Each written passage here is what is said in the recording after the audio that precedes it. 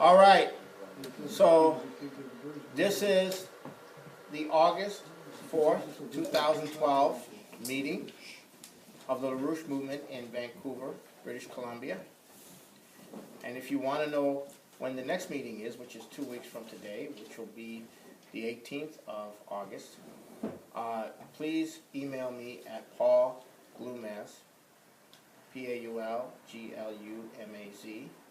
at gmail.com.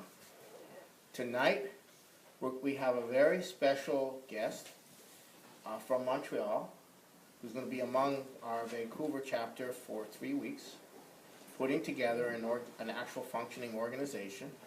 His name is Matt Arrett, and he will be presenting to you a presentation on the paradox of the Canadian identity, which is about the history of Canada and the nature of Canadians.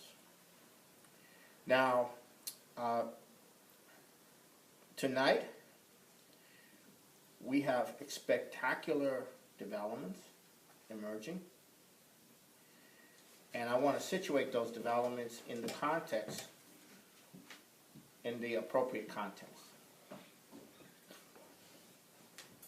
5 years ago, July, August, the transition between July and August, 2007,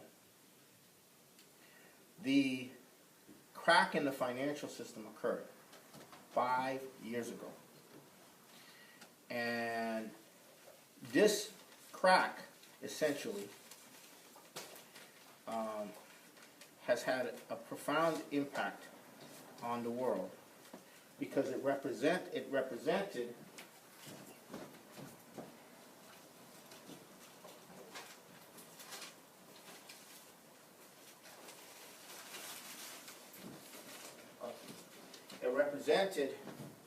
the point which LaRouche had predicted earlier would occur.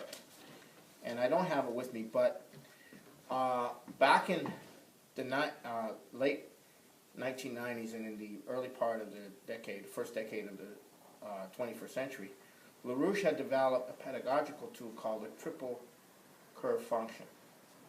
And this triple curve function showed that there was a rising curve of financial aggregates, and under that curve was a rising curve of monetary aggregates to prop up those financial aggregates. And this was being done at the expense of the real economy, so you had a downward curve in the actual physical economic potential.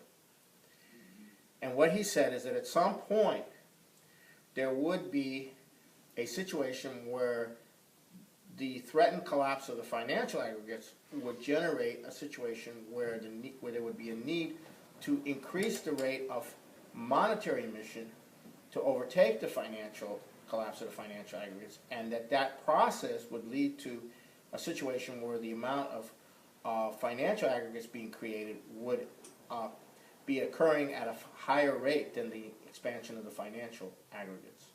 And that is exactly what happened in 2007 in the crack. The requirement was to keep the financial aggregates from collapsing required an accelerated increase in monetary aggregates or bailouts. And that's where we have been in since 2007 for 5 full years. Now, that means bailouts, budget cuts, more debt, more bailouts, budget cuts, at an exponentially expanding process, where the monetary aggregates in turn get converted into greater financial aggregates, and then the monetary have to be accelerated to keep it going. And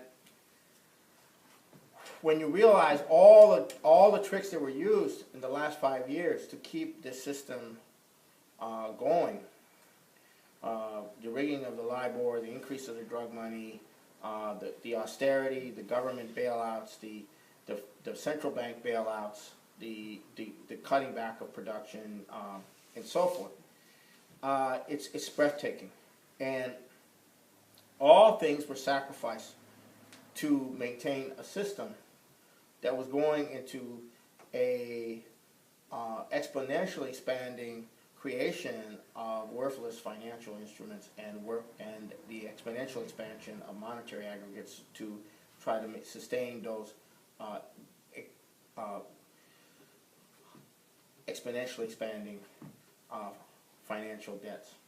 And now that's where the Obama presidency comes in. This is the guts of the Obama presidency. This process is the guts of the Obama presidency. His presidency was the presidency to keep this thing going at all costs. That was why he was chosen. That is why a flood of drug money came in to win him the nomination against a person who had already pretty much consolidated the nomination before this flood came in, Hillary Clinton. Now, Obama was put in to the nomination in the most brutal and thuggish sort of way. And so now we come to what is Obama economics. Okay, now you've all heard it reported that his economics comes from the Chicago School. It's a offshoot of the Chicago School of Economics, but it's a special offshoot. It's called behavioral economics. And what is behavioral economics? Okay, the best way to describe behavioral economics is to quote Alan Greenspan, who said this in 1996. He said, "To keep the banking system going, demographic adjustments have to be made." In other words, that's what Alan Greenspan was saying in 96. In other words, to keep this system that he was the Federal Reserve Chairman of required demographic adjustments to be made.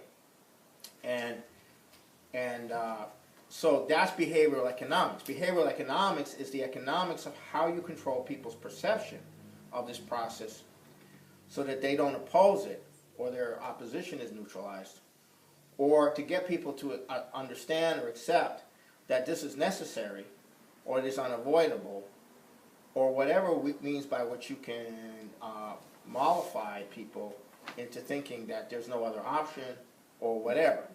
That's behavioral economics. And Obama represents that approach.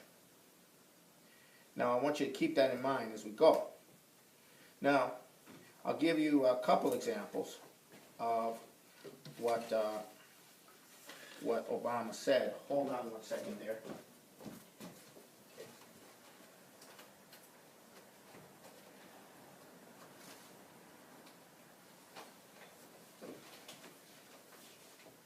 Okay, I had the wrong notes, but it's the same. Okay, so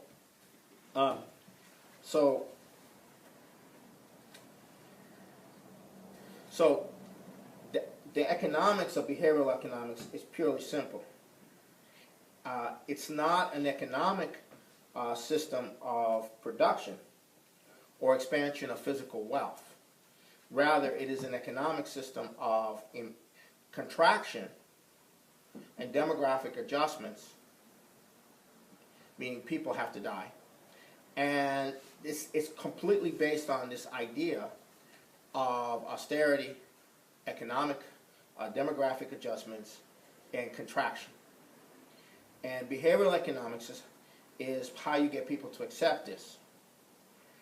Now, I'm going to give you a couple examples of how this works. The first example occurs in late 2009 when the Treasury Secretary, Timothy Geithner, was almost forced to resign because it was revealed in Congress that Timothy Geithner had been advised by the Federal Reserve staff to settle the AIG business with only a fraction of the claims. These were the credit default swaps, and the staff or the accountants specialists at the Federal Reserve said, well, we could resolve this by giving them maybe 15% or 20% or 30% of of this, that you don't have to pay um, um, the bankers who held these credit default swaps, like Goldman Sachs. You didn't have to pay them the full value. You just paid them 30% or 20%, what have you. And it turned out that Geithner had not only gone against the advice of his own staff, but he'd gone ahead and paid these international banks full value on these credit default swaps. Okay, that they got paid at full value. And this was a huge scandal that occurred. And there were calls for Geithner's resignation. And in January, Obama gave a State of the Union message. And he said, in front of a bunch of cheering, no longer cheering Democratic congressmen, he said, I and Timothy Geithner saved the nation, saved the world by the bailout. We saved you. And under no conditions must you say anything bad about Geithner, because we saved you. We saved the system. Okay? And because of what we did, we're going to be all right, and everything's going to be all right, and we're going to have a future, and we're going to have a recovery, and all of that. So that's one example. Another example is recently when J.P. Morgan was announced that they lost this much. J.P. Morgan Chase that they lost all this money, or they lost a lot more than what they announced. Obama's response on an interview was, look, they're the best there is. And if they lost that much money, just think of how much more money others would have lost. Okay. Okay. And then the third one is one that goes back quite a ways, where Obama was saying, look, we don't need fusion power. We don't need nuclear power. What we need is better insulation. And we could save 20% energy by insulating our buildings better, and that would be enough to cover what we need. We don't need nuclear power. We don't need fusion power. Now, this is the mindset, okay? Now, the whole thing is that for Obama, Tony Blair, Mario Draghi, and this super demographic adjustment faction of the empire, there is no existence for them after the end of the system or after Glass-Steagall comes in. Okay? And so, let me get to that aspect of it. What is happening right now is there is a realization occurring in Europe and in the world that no amount of bailout is going to save the euro. Okay, number one. Number two, that the people who are going to get bailed out are the worst criminals in the universe. They're connected to the drug trade, and they're connected to the LIBOR manipulation of the interest rates.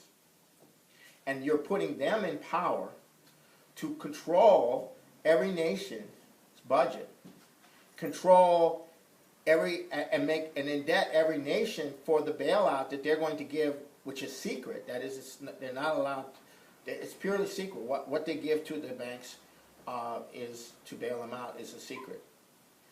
And essentially, every country has to surrender to a bunch of criminals, drug money launderers, and interest rate scammers, control over everything in Europe. So that it's dawning on people in Europe, even though the parliaments are all passing the treaty, it's dawning on them that although German Constitutional Court has indicated that they might rule against it in September, nonetheless it's dawning on people that this is what they're looking at. Okay? And on top of that, you have this reality being brought into the U.S. Senate. And this is very interesting. This is a guy who was an official with the IMF who was brought in to testify before the Senate Foreign Relations Subcommittee on European Affairs. And this occurred Wednesday. And the title of the hearing was "The Future of the Eurozone: Outlook and Lessons." And he shocked the senators. he told the hearings that Draghi et al. Were kidding themselves, that the euro will not last in its current form, and no one knows how this will set off derivatives powder keg tied to the euro, and therefore no assurances from Mr. Geithner or any official that the effect on U.S. banks will be limited should be believed. The more, and he said, the ECB could not, the European Central Bank could not possibly issue enough credit to bail everyone out. The more credit it issues, the more it undermines the credibility of that debt. Whatever it takes will not work, he said. We are moving into the most dangerous phase of the euro now, where the dissolution risk is dominating. How can anyone sign a contract if they do not know if the euro will exist in a year? We are sitting on a powder keg of opaque over-the-counter derivative transactions linked to the Euribor, a rate already called into question, running into the hundreds of trillions of euros, Johnson told him. No one can tell you what the U.S. bank exposure to this is, or what the effect will be on Greece leaving the euro, which he put at 90% probable before the end of the year. So the head of the committee, Senator Jean Shaheen from New Hampshire, was kind of floored, and asked about how Mr. Geithner currently assures us that U.S. bank exposure to Europe is limited. Johnson reiterated that he had said at 3 different points in the hearing, the complexity of derivatives is such that not even the institutions who hold them know what their exposure is. It is not possible for Geithner or any official to know what the true exposure is. So this thing is getting out. This kind of realization of the European situation is getting out. Now, so the question you have to ask, since this is getting out, and the realization that this is not going to last is getting out. So what's the problem? Why can't someone like Obama or Geithner or the faction that they represent say, okay, what's the alternative? Okay, well, obviously the alternative is Glass-Steagall. We got to wipe out all this paper. And we got to do it in a way that keeps the countries afloat and so forth. Well, how come they're not doing that? Because they have another option. And that option is war. That's the other option. And the use of war to control the process. However, you cannot have war at this time. You cannot have a full war at this time without it being nuclear. That's just the nature of reality.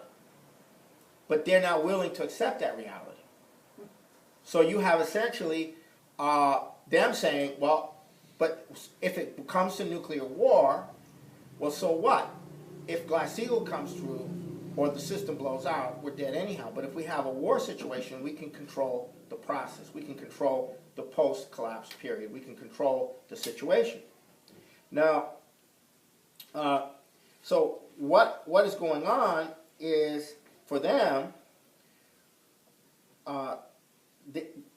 for people like Obama and what he represents, they will go to nuclear war to stop Glass-Steagall because Glass-Steagall is the psychological life and death issue for them. So now how is that possible? How is it possible that something like that could be a life and death issue for this? And this is the hardest issue I've ever asked myself. They cannot live in a world of progress.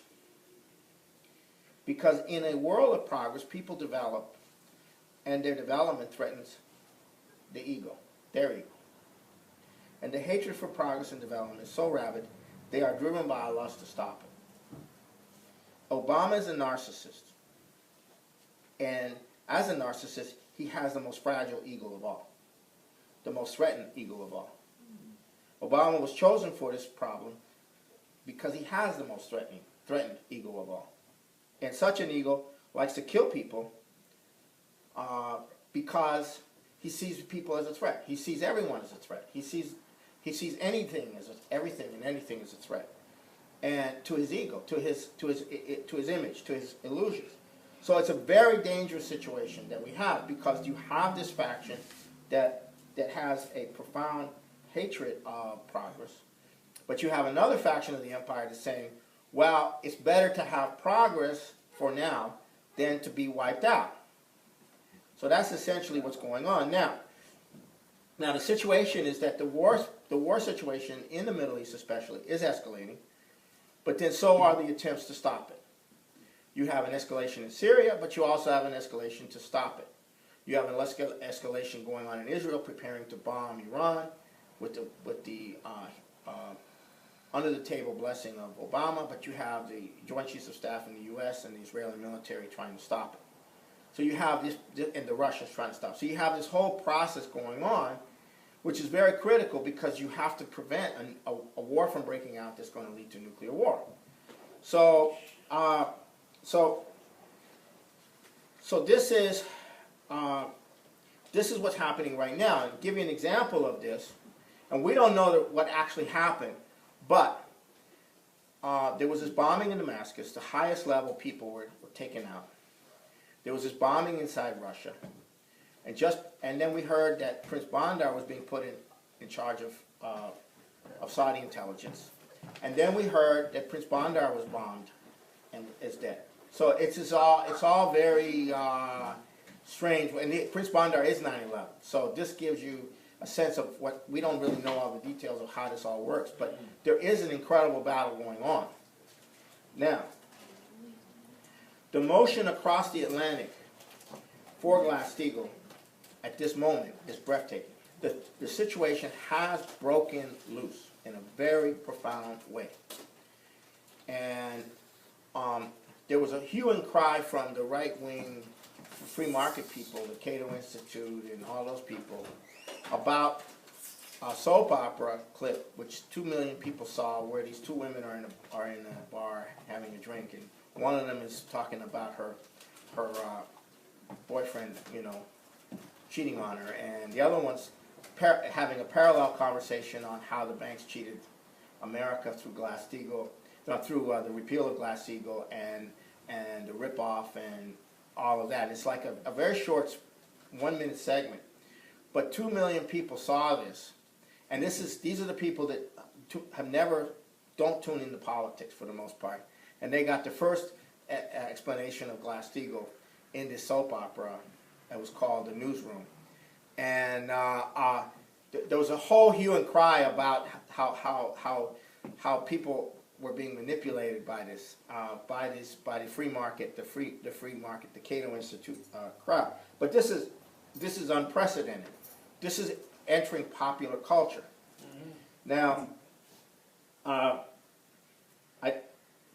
But the biggest one of all was the interview with Sanford Weill, who is the former head of Citigroup, who was a key player in the takedown of Glass-Steagall, who was the key player in the Travelers merger with Citigroup. He was the key guy. And he has come out calling for the breakup of the banks and the separation of the banks. He didn't use the word Glass-Steagall, but this statement by him, given who he is, and Jamie Dimon is one of his protégés, the current heads of most of the banks in the country are his protégés, him doing this was a shock. And this was over a week ago. And since then, the dam is broken on the discussion of Glass-Steagall. So, so 2.5 weeks ago, Lyndon LaRouche decided that it was time for us to send our entire available team of young organizers from the basement, from our propaganda operation that puts out the website, and others, to send them into Capitol Hill and set up huge banners at the appropriate places, and then send them into the congressional offices every day, and have the constituents call in and set up meetings with these congressmen, and meeting after meeting after meeting after meeting. And so for 2 weeks we've had this process going on. And what's happened is that we are having these discussions. Now most of these people are waking up, but they don't have anyone really to discuss with them the ideas of what is going to come next, or what has to come next, or what the package is, or what have you. So now in this context, we have now put together a 32-page pamphlet, which we're going to circulate in D.C. with about a 20,000 run, which lays out the 3 parts: the Glass-Steagall, the credit system, and the WAPA. But we're having discussions on the credit system in the WAPA with all these congressmen, and there's a process going on that was very, very important, cognitive process going on. And we now have a whole bunch of Republicans who are willing to, or preparing to come in on support of Glass-Steagall. A lot of them voted for the repeal of Glass-Steagall. They're now saying that was the worst thing that they ever did. And we have one Republican senator from Ohio who said this on tape. And so this is what's going on. Now, we had a problem in that the Congress was set to recess for the month of August. Now, the way the recess works is they officially announce that they're recessing. And when they leave, they're gone till they come back. And they can't come back till the date, they can't bring themselves back before the date that they're scheduled to come back without a president approval, which is not a good situation in this situation because Obama's the president, and they're not, and then they can't come back to early September. And if there's something happens in between, you have no control. The Congress has no control. Now, normally you don't expect things to happen, and they do the recess. So we launched a total mobilization to stop the recess. And we went all out saying you have to keep Congress in session during this period.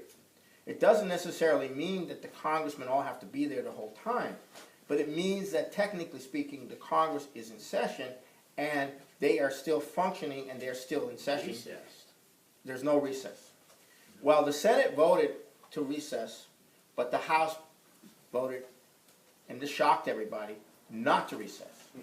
And they voted not to recess because there is a mood and a feeling that things are going to go crazy and they need to be in session.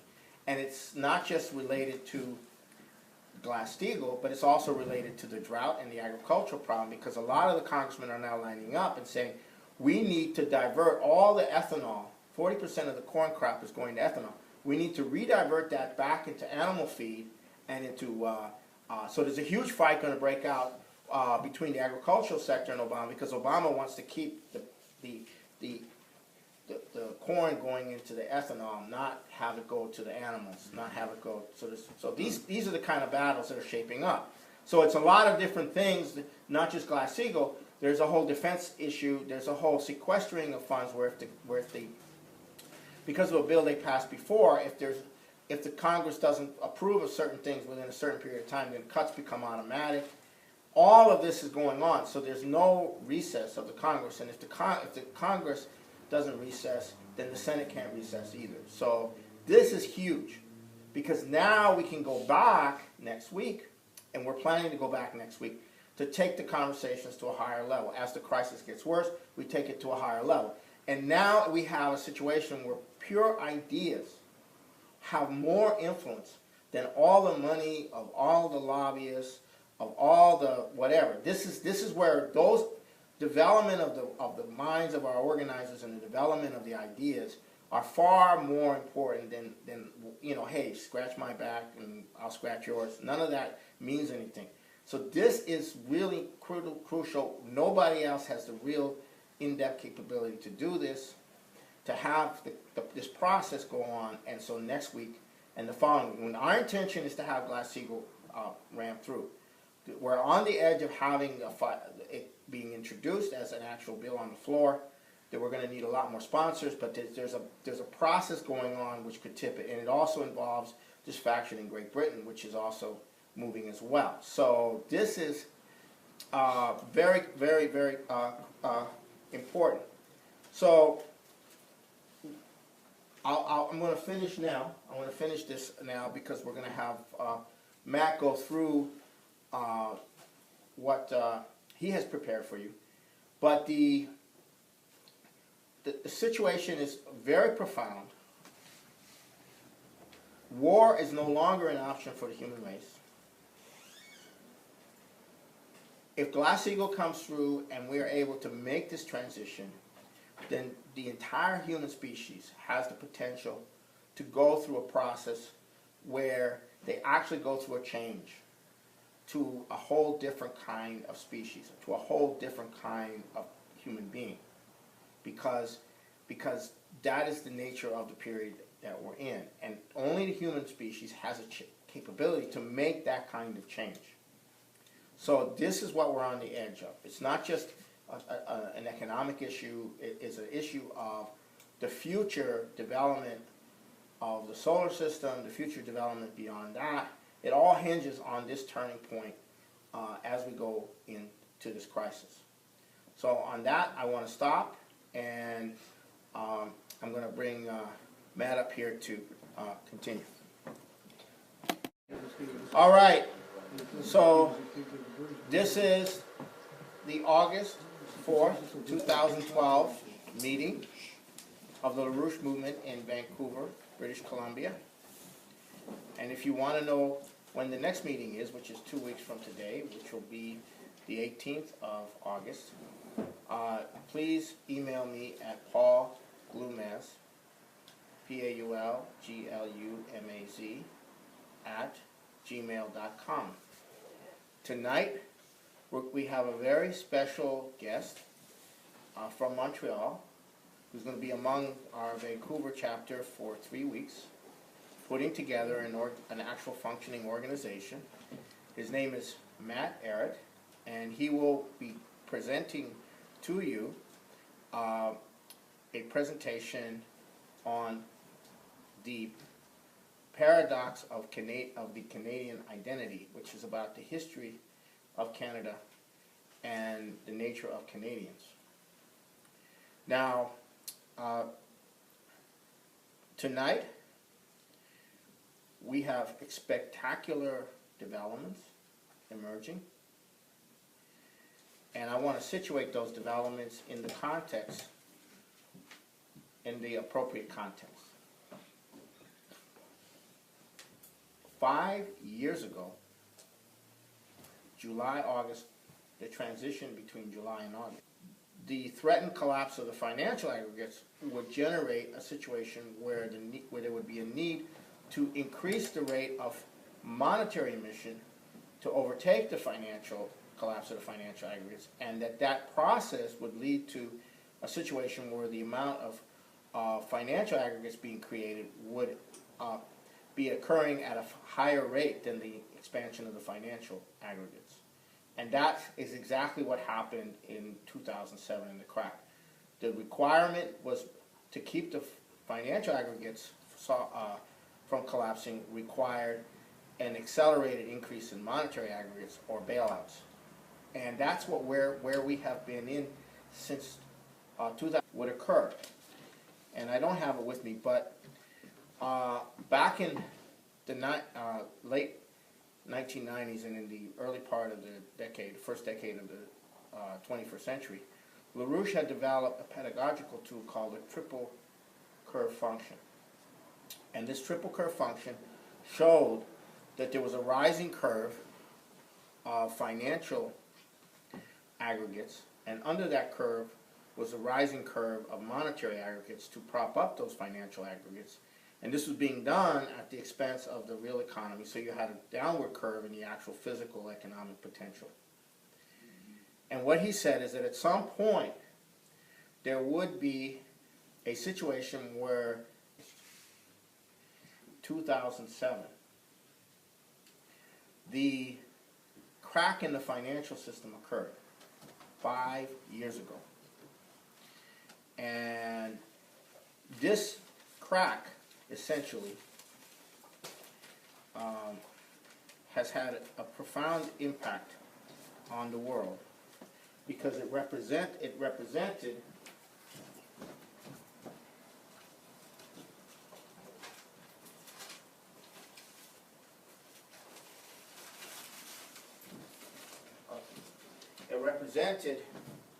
the point which Rouche had predicted earlier,